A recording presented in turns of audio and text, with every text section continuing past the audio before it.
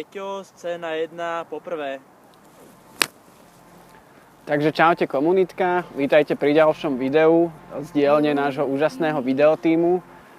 Oni ma oslovili, aby som sa zúčastnil na ďalšom videu a povedal vám niečo o slúžení, službe, možno tak vo všeobecnosti, trošku v rámci našej komunity a o nejakých postojoch k službe. Začal by som vlastne príbehom, ktorý mi povedal Ogar. Je to skutočný príbeh, ale mená si nechám pre seba, lebo si ich nepamätám. Ale je to príbeh o otcovi, synovi a svokrovi. Otec vlastne pozval svojho svokra, aby mu pomohol s výmenou okien. A vlastne zapojili do toho aj syna, ten syn je malý. A vlastne rozdelili si úlohu, že ten svokor nejak vymienial tie sklá, ten otec, on tie rámy rezal. A úloha toho syna bola po každom tom klínčeku, potom ako ho ten otec zatlčie, buchnúť gumeným kladívkom ešte 12 krát, z toho dôvodu 12, že iba do 12 vedel napočítať. Takže spravili vlastne okná, trvalo to, dajme tomu, že o dosť dlhšie, ako by to trvalo bez toho malého chlapca. A vlastne potom, ako to dokončili, tak ten malý chlapec celý šťastný došiel za mamou a povedal, že mami, pozri, aké okno som spravil. A bol vlastne z toho šťastný. Takže toto je ten príbeh, trochu sa k nemu za chvíľu ešte vrátim. Začal by som takými, že aké postoje ako keby ja môžem mať k službe. Je to trošku také nasiaknuté možno Father's Heartom. Takže postoj siroty. Je to vlastne taký postoj, v ktorom si poviem, že idem do nejakej služby, lebo dajme tomu, že veľa ľudí okolo mňa slúži a ja nechcem vlastne byť nejak s prázdnymi rukami pred otcom, takže aby som aj ja mal niečo v tých rukách, tak sa zapojím do nejakej služby. Samozrejme, tento postoj je nesprávny. Ďalej tu máme taký, že postoj, nazval som ho, že tunel, a ten spočíva v tom, že idem do služby s tým, že robiť to tam všetko bude Boh a ja som ako keby nejaký tunel.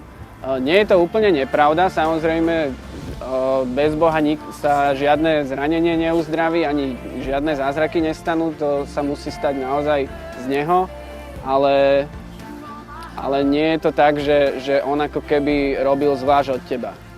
Tým sa vlastne dostávam k tomu správnemu postoju, to je postoj syna, ktorý vlastne ako z toho príbehu, čo som hovoril na začiatku, chce sa nejak podieľať s otcom na tej službe, aj keď možno, že nie je na jeho ramenách tá najväčšia časť. Čiže som Boží syn a chcem sa s otcom podieľať na zveľaďovaní toho dedičstva, ktoré som od neho dostal. To je taký základný princíp. A čo to vlastne znamená pre nás, je, že naozaj sa tak zamyslieť iba, že slúžim naozaj s otcom, prečo slúžim vôbec, ak nie, tak prečo chcem vôbec slúžiť. A to vlastne, že akú službu si ako keby vyberiem alebo do akej sa zapojím, vlastne už závisí na mne. Každý je slobodný, každý sa dobrovoľne nemusí zapojiť, ale ja by som vám chcel iba tak za seba povedať, že Boh má s nami plán, vložil do nás obrovské dary a rôzne talenty, na základe ktorých nás nejak vedie k tým službám. Napríklad keď som začal viesť chvály, tak tiež to nebolo také, že ľúbi sa mi, jak Mariša vedie chvály, tak chcem aj ja. Ja som iba tak mal rád proste hru na gitare a keď som spoznal chvály, tak som zistil, že to je dobré. Mariša sama ma oslovila, že či si to nechcem niekedy vyskúšať, tak som vyskúšal a vlastne to takto dopadlo, viete ako. Čiže do čoho by som vás vlastne ja chcel povzbudiť, je mať k tej službe taký otvorený postoj, otvorené srdce, byť možno tak k dispozícii. Ja za seba, vždy keď som sa zúčastnil na nejakej službe, tak sám som není nejaký vzor v aktivite, som strašne lenivý, nikdy sa mi moc nechcelo, ale vždy, keď ma niekto oslovil a mohol som, tak som si povedal, že áno. A doteraz som to ani raz neoľutoval, lebo vždy som na tej službe viac dostal ako odovzdal.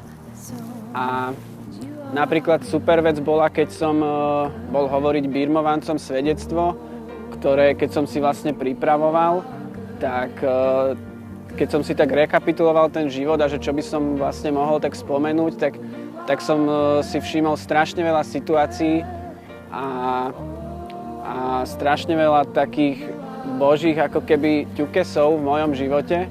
A je fakt super mať to takto zrekapitulované, že čo sa ako keby tak deje v mojom živote a kam ma Boh volá. Takže skúste sa možno zamyslieť iba, že či by ste možno sa nechceli niekedy zapojiť do niečoho, čo vám není až tak komfortné, že je to niečo navyše, ale proste človek nikdy není tak motivovaný plávať, pokiaľ neskočí do tej vody a neskúsi to. Takže to by bolo odo mňa tak všetko k tej službe. Prajem vám ešte príjemný zvyšok dňa, v ktorom pozeráte toto video. Čaute.